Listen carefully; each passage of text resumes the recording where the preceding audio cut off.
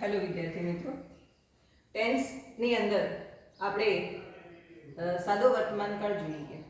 આજે આપણે જોઈશું સાદો ભૂતકાળ, સિમ્પલ પાસ્ટ ટેન્સ એટલે કે સાદો ભૂતકાળ.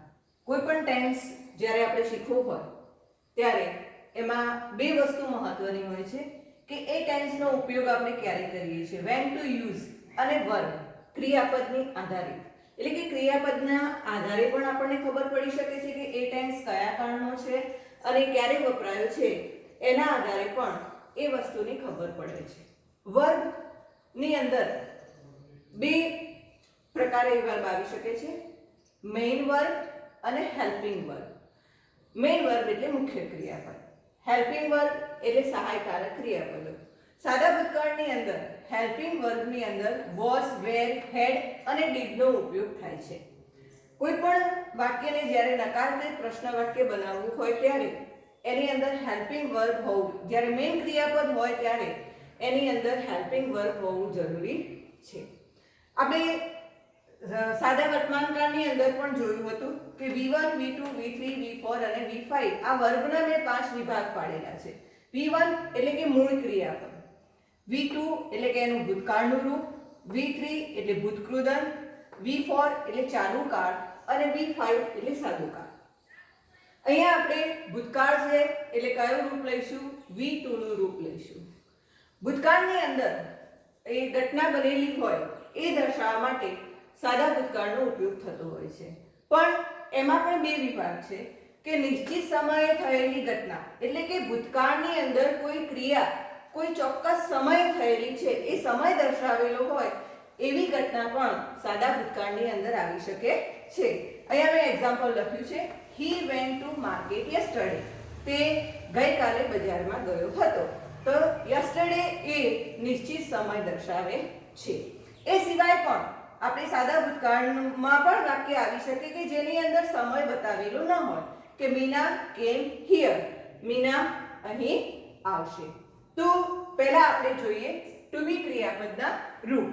તો ટુ બી ક્રિયાપદના રૂપો એ ભૂતકાળની અંદર બે છે, વોઝ અને વેર. તો ભૂતકાળમાં અસ્તિત્વ હોવાની વાત સૂચવવા માટે ટુ બી ના ભૂતકાળના રૂપો વપરાય છે.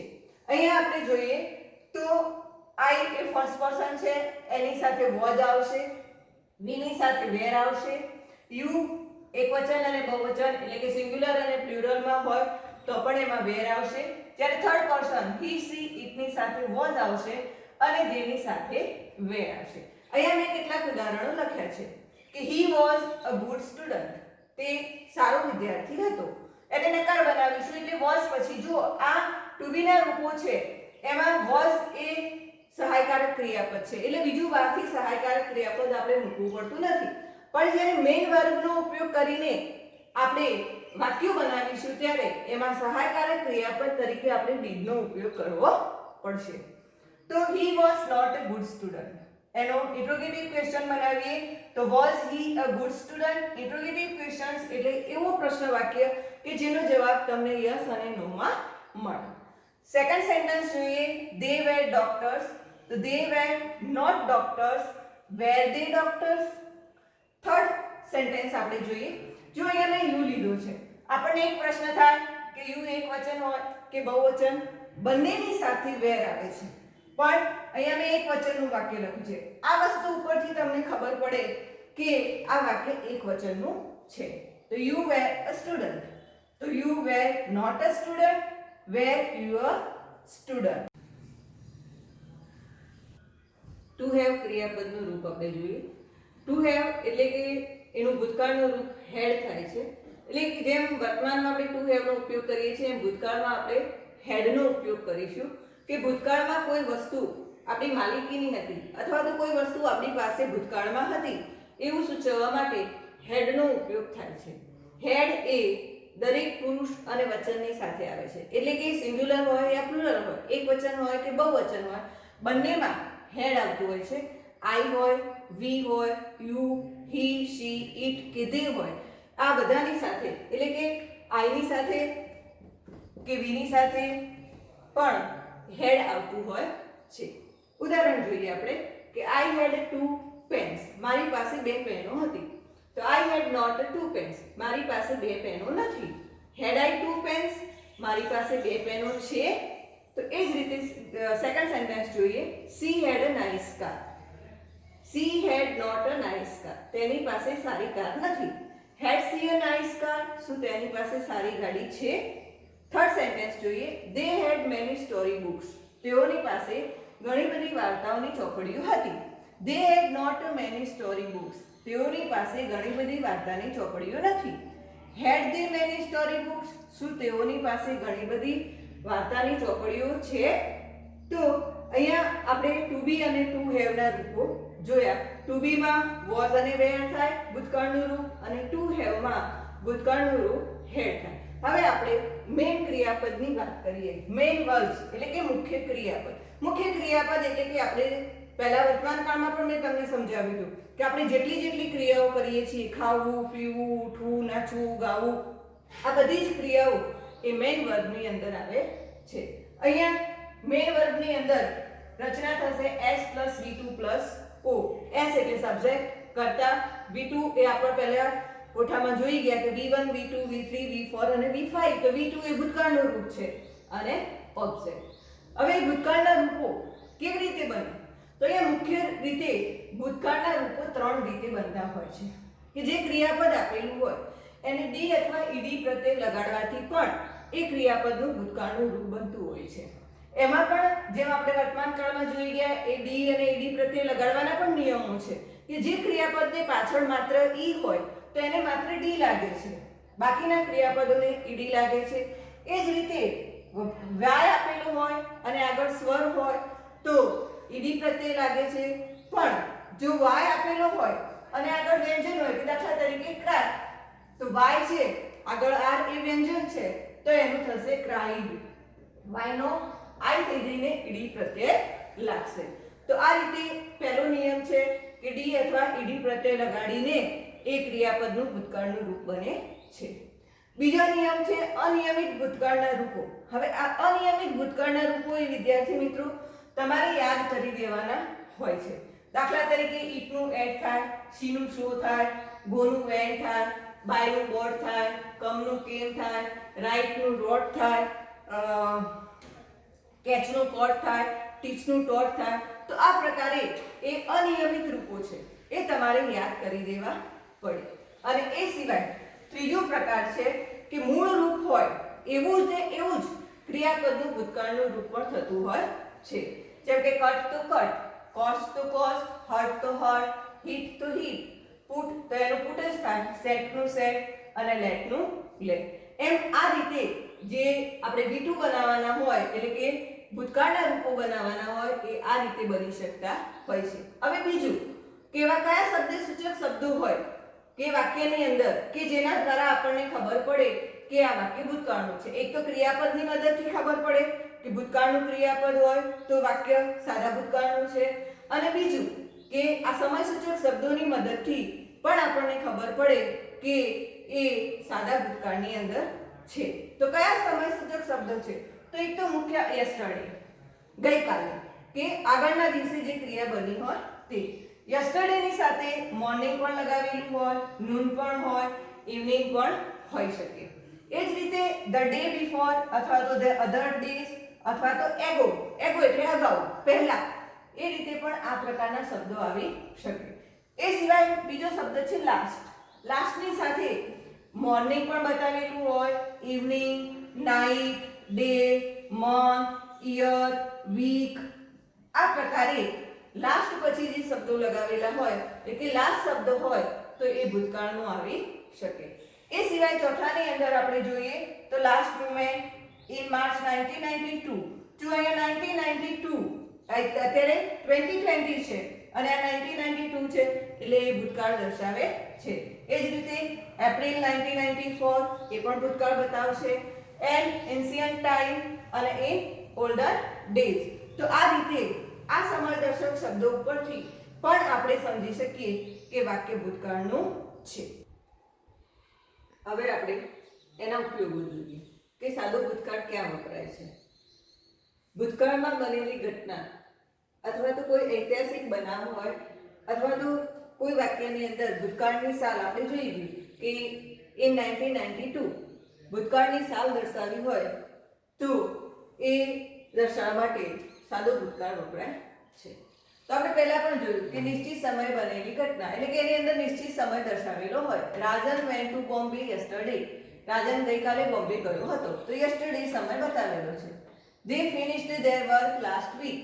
તેઓએ તેમનું કાર્ય ગયા અઠવાડિયે પૂર્ણ કર્યું. તો લાસ્ટ વીક એ અહીંયા સમય બતાવેલો છે. એ જ રીતે ભૂતકાળમાં બનેલી ઘટના દર્શાવવા માટે પણ સાદો ભૂતકાળ વપરાય છે કે he bought a cup of tea. તે ચાનો કપ લાવ્યો. Parth invited him to the party. પાર્થે તેને પાર્ટીમાં આમંત્રિત કર્યો હતો. એટલે કે ભૂતકાળની ક્રિયા bring નું અહીંયા brought કર્યું છે. એ જ રીતે વાક્યની અંદર it is a time, it is high time જેનો મતલબ થાય ઘણો સમય થયો અથવા તો it is about time આપેલું હોય તો સાદો ભૂતકાળ વપરાતો હોય છે. એટલે કે એના પછી સાદા ભૂતકાળનું V2 નું ક્રિયાપદ વપરાતું હોય છે કે it is a high time we played a cricket match. Cricket match રમે અમને ઘણો સમય થઈ ગયો છે. એવું ને એવું મેં બીજું વાક્ય લખ્યું છે જેમાં about time નો ઉપયોગ કર્યો છે. તો it is about time to અહીંયા to છે માટે અહીંયા મેં play નો ઉપયોગ કર્યો છે કારણ કે to ની સાથે હંમેશા મૂળ ક્રિયાપદ આવે. અહીંયા જો આપણે played લખવું હોય તો to ના બદલે અહીંયા આપણે પુરુષવાચક સર્વનામ નો ઉપયોગ કરવો પડે. તો it is about time to play a cricket match. એ સિવાય past habits એટલે કે ભૂતકાળની આદતો દર્શાવવા માટે પણ સાદો ભૂતકાળ વપરાતો હોય છે કે ભૂતકાળમાં કોઈને કોઈ ક્રિયા કરવાની આદત હતી કે ગુટકા ખાવાની આદત હતી અથવા તો તમાકુ ખાવાની આદત ભૂતકાળમાં હતી હવે નથી. તો એવું બધું દર્શાવવું હોય તો ભૂતકાળની હેબિટ દર્શાવવા માટે પણ સાદો ભૂતકાળ વપરાતો હોય છે. જેમ કે Suresh always took a 2 spoonful of sugar. એટલે કે સુરેશને હંમેશા 2 ચમચી ભરીને ખાંડ લેવાની આદત હતી. અહીંયા ઓલવેઝ એ આપણે ઓલવેઝ, ઓફટન, નેવર, સેલ્ડમ, સમટાઇમ્સ, રેરલી આવા બધા શબ્દોનો ઉપયોગ આપણે વર્તમાન કાળની અંદર કરતા હોઈએ છીએ. પણ કોઈ ક્રિયા એની ટેવ જો ભૂતકાળમાં પણ હતી એ દર્શાવવું હોય તો પણ આ શબ્દોનો આપણે ઉપયોગ કરી શકીએ છીએ. એના પછી યુઝડ ટુ ટેવાયેલા કોઈ કાર્ય કરવાથી ટેવાયેલા હોય એ દર્શાવવા માટે પણ આપણે સાદા ભૂતકાળનો ઉપયોગ કરી શકીએ છીએ કે Ravi used to walk up early in the morning. Used to એટલે ટેવાયેલો હતો એટલે કે પહેલા ઉઠતો હતો. રવિ એમ કે દરરોજ સવારે વહેલા ઉઠવા માટે ટેવાયેલો હતો. એ જ રીતે વુડ નો ઉપયોગ કરીને પણ ભૂતકાળ બતાવી શકાય કે Ravi would walk up early in the morning કે રવિ પહેલા સવારે વહેલા ઉઠતો હતો એટલે કે અત્યારે નથી ઉઠતો પહેલા ઉઠતો હતો. In his childhood, Ashok played football. In his childhood એટલે કે બાળપણમાં અશોક ફૂટબોલ રમતો હતો અત્યારે નથી રમતો. તો એ બાળપણમાં એ ક્રિયા કરતો હતો એટલે એ ભૂતકાળ દર્શાવવા માટે વપરાય છે. હવે આપણે એનો પાંચમો ઉપયોગ જોઈએ કે ભૂતકાળમાં થતી બે ઘટનામાંથી પહેલી થયેલી ઘટનાને પૂર્ણ ભૂતકાળ અને બીજી ઘટનાને સાદા ભૂતકાળમાં દર્શાવાય છે. અથવા તો when, before અને after નો ઉપયોગ કરીને જે વાક્યો બનાવેલા હોય એમાં બે ઘટના આપેલી હોય. એક ઘટના હોય કે જે પહેલી બની હોય અને એના અનુસંધાનમાં બીજી ઘટના બની હોય તો પહેલી બનેલી ઘટનાને પૂર્ણ ભૂતકાળની અંદર વપરાય છે જ્યારે જે બીજી ઘટના હોય છે એને સાદા ભૂતકાળની અંદર વપરાય છે. એનો એક્ઝામ્પલ આપણે જોઈએ કે the train had departed when he reached the station. એ સ્ટેશને પહોંચ્યા એ પહેલા ટ્રેન ઉપડી ગઈ હતી. તો ટ્રેનની ઉપડવાની ક્રિયા પહેલી બને છે માટે એને પૂર્ણ ભૂતકાળની અંદર બતાવી છે અને એમને પહોંચવાની ક્રિયા પછી બને છે એટલે એમને સાદા ભૂતકાળની અંદર વપરાયેલી છે. તો અહીંયા હેડ ડિપાર્ટેડ નો ઉપયોગ કર્યો છે અને અહીંયા ભૂતકાળ રીચ નું ભૂતકાળ રીચડ વપરાયું છે. The party had started before we reached there. અમે ત્યાં પહોંચ્યા એ પહેલા પાર્ટી શરૂ થઈ ગઈ હતી. તો પાર્ટી શરૂ થવાની ક્રિયા પહેલા બને છે માટે હેડ સ્ટાર્ટેડ એ પૂર્ણ ભૂતકાળ વપરાયો છે અને પહોંચવાની ક્રિયા પછી બને છે માટે રીચડ દર્શાવેલું છે. એ બિફોર નો ઉપયોગ કરે છે એમાં આફ્ટર કરવું હોય તો આફ્ટર નો ઉપયોગ કરવો હોય તો વાક્ય રચના બદલાઈ જાય છે કે we reached there after the party had started. Party શરૂ થઈ પછી અમે પહોંચ્યા એટલે કે પૂર્ણ ભૂતકાળ ભૂતકાળ, જો before નો ઉપયોગ કરીએ તો before એટલે આગળ એટલે કે પૂર્ણ ભૂતકાળ આગળ આવે, અને after નો ઉપયોગ કરવો હોય તો after એટલે પાછળ, તો પૂર્ણ ભૂતકાળ પાછળ આવતો હોય છે. આમ બે બનેલી ઘટનામાં એક ઘટનાને પૂર્ણ ભૂતકાળની અંદર વાપરવામાં આવે છે, જ્યારે બીજી ઘટનાને સાદા ભૂતકાળમાં વપરાય છે. એના પછી એનો છઠ્ઠો ઉપયોગ છે સપોઝનેશનલ સેન્ટેન્સ, એટલે કે સપોઝન એટલે કે ધારવું, ધારણા દર્શાવતા વાક્યો કે આવું બની શકે એના માટે વાક્યની શરૂઆત if, as if, as though, if only, I wish, he wishes થી એ વાક્યોની શરૂઆત થતી હોય છે. એની સાથે સાદું ભૂતકાળ આવતો હોય છે કે if only I had a car, માત્ર મારી પાસે જ ગાડી હોય તો, એમ બીજા કોઈની પાસે ના હોય તો. સપોઝ એટલે ધારવું, શક્યતા બતાવે છે.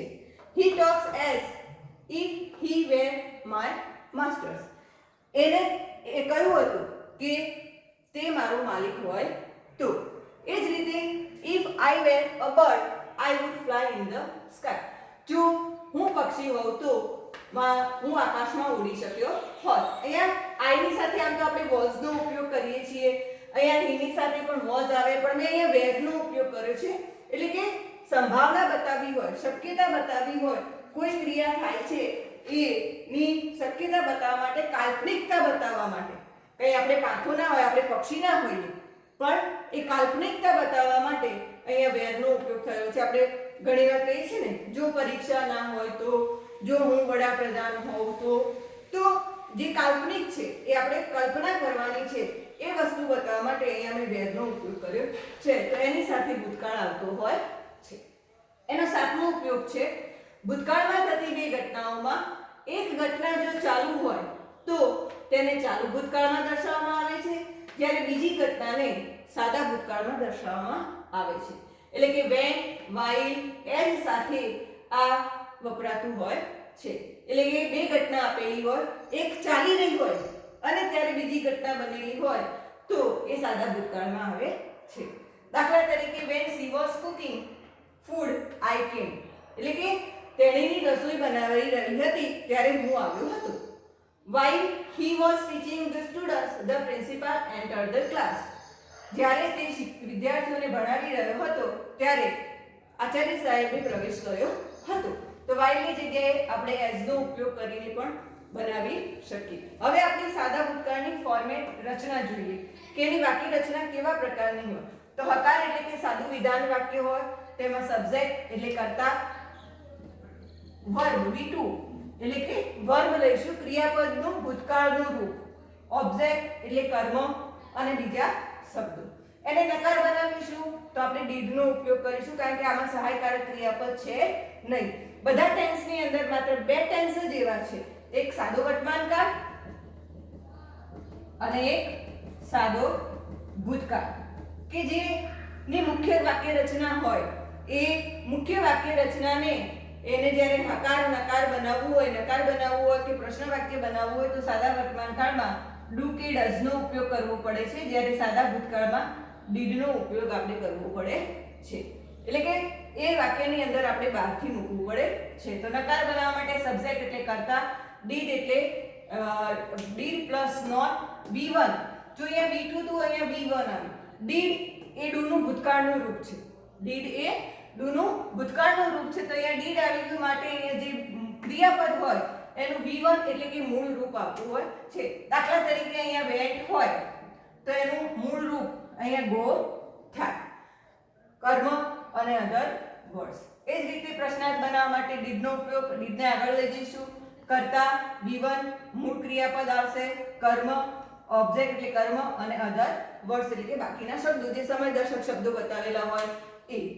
એ જ રીતે WH ક્વેશ્ચન બનાવવા હોય તો WH વર્ડ્સ આવશે, પછી did નો ઉપયોગ થશે, પછી કર્તા આવશે, V1 એટલે કે મૂળ ક્રિયાપદ આવશે, ઓબ્જેક્ટ એટલે કર્મ અને અધર વર્ડ્સ.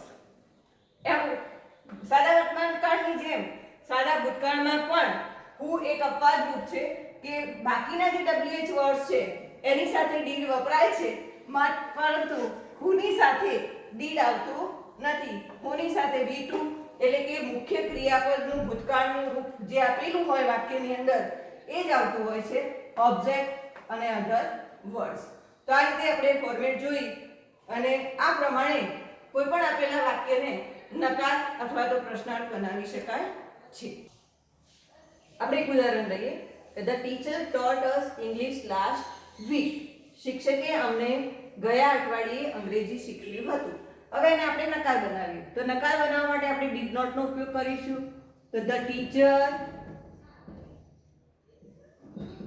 did not, taught નું શું થઈ જશે? teach us English last week. આપણે આ નકાર બનાવ્યું. હવે એને આપણે બનાવીશું ઇન્ટ્રોગેટિવ ક્વેશ્ચન્સ. ઇન્ટ્રોગેટિવ ક્વેશ્ચન્સ એટલે સહાયકારક ક્રિયાપદથી બનતા પ્રશ્ન વાક્ય કે જેનો જવાબ માત્ર યસ અને નો માં મળે. તો આપણે શું આગળ લઈ જઈશું? did. પછી કરતા શું છે?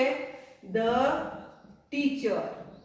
did આવ્યું એટલે મૂળ રૂપ આવશે teach us English last week. બરોબર. હવે WH ક્વેશ્ચન જોઈએ. હવે WH ક્વેશ્ચનમાં તમારી પરીક્ષામાં પણ WH ક્વેશ્ચન થી પ્રશ્નો પૂછાતા હોય છે કે સેન્ટેન્સ આપેલું હોય, સેન્ટેન્સની અંદર કોઈ એક વર્ડની નીચે લીટી દોરેલી હોય છે અને નીચે 4 ઓપ્શન આપેલા હોય છે WH ક્વેશ્ચનના. તમારે એ લીટીવાળો જવાબ આવે એવો કયો પ્રશ્ન વાક્ય બને? તો દાખલા તરીકે ધારી લો કે ધ ટીચરની નીચે લીટી દોરેલી છે. તો એ પ્રમાણે આપણે પ્રશ્ન WH ક્વેશ્ચન બનાવવો હોય તો કઈ રીતે બનશે? તો ટીચર એ શું છે? કર્તા છે. તો કર્તા માટે આપણે શેનો ઉપયોગ કરીશું? who. અહીંયા who ની સાથે did આવશે નહીં, સીધું શું આવશે? taught. તો TAUGHT, taught us English last week. Who taught us English last week? અમને અંગ્રેજી કોણે શીખવ્યું હતું? ગયા અઠવાડિયે અમને અંગ્રેજી કોણે શીખવ્યું હતું? તો the teacher. દાખલા તરીકે ઇંગ્લિશની નીચે લીટી છે. તો ઇંગ્લિશ એ શું છે? તો કર્મ છે. તો કેવી રીતે ખબર પડે? તો એ એક પદ્ધતિ છે કે દાખલા તરીકે taught. taught એટલે શીખવ્યું. અને આ વર્બ છે એ વર્બને આપણે what અને whom થી પ્રશ્ન પૂછીએ ત્યારે જે જવાબ મળે એ કર્મ આવે. what એટલે શું અને whom એટલે કોને. શું શીખવ્યું? તો ઇંગ્લિશ એ કર્મ છે. whom કોને શીખવ્યું? તો us એ કર્મ છે.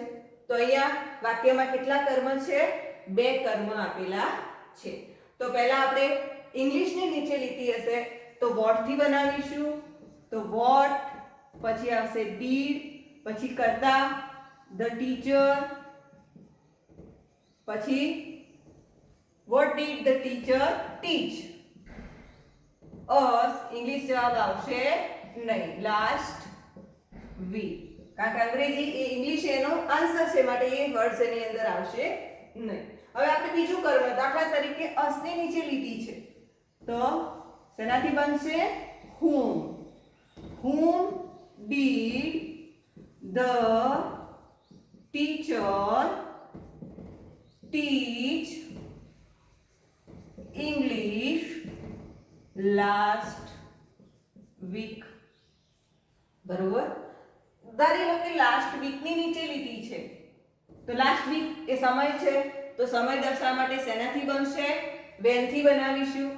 તો when did the teacher teach us English? last week words આવશે નહીં. ધારી લો કે ઇંગ્લિશની નીચે લીટી દોરેલી છે પણ what થી બનાવેલું પ્રશ્ન વાક્ય અંદર આપેલું નથી. તો કેવા પ્રકારનું પ્રશ્ન વાક્ય બીજું બની શકે? તો એના માટે આપણે ઉપયોગ કરીશું which. શેનો ઉપયોગ કરીશું? which. which subject did the teacher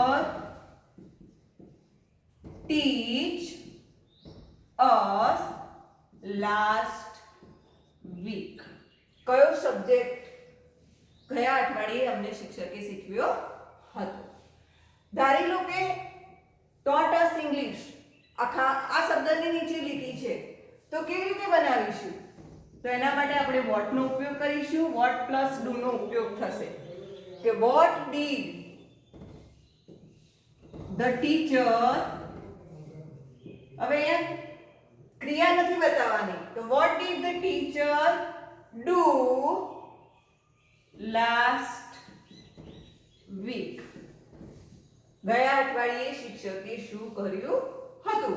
તો taught us English. અમને અંગ્રેજી શીખવી હતી.